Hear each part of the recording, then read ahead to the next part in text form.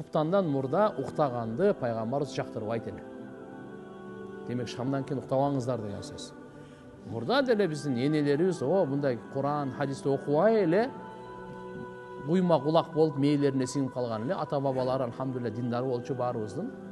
Ошолордон айтат эле, ай, күгүмдө уктаба. Ойгот деп коет эле.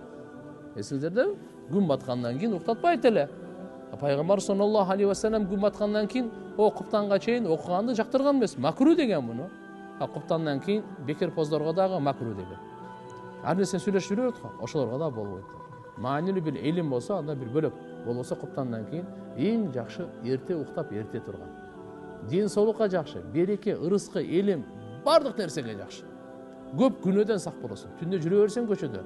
Болбосо бир шайтан алып кетет сени баары. Жөн эле билбей каласың каяка түшүп калган. Жөн эле бир уурулукка соучастник болуп калышың мүмкүн.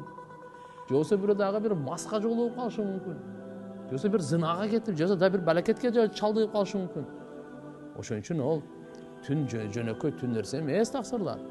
Кул а'уду би раббил фалак мин шарри ма халак ва мин шарри гасиқин ида вақаб деп ушуну айтат. Өзгөчө. Күн баткандан кийин, караңгы киргенден кийин жамандыгынан пана тилейм деп. Махлуктардын баарына пана тилейм, ал өзүнчө. Бирок түндүн жамандыгынан өзүнчө пана тилейм. Жөнөкөй нерсе эмес ал. Көбүнчө ошон үчүн арам иштер, күнөө иштер түндөсү болот көбү.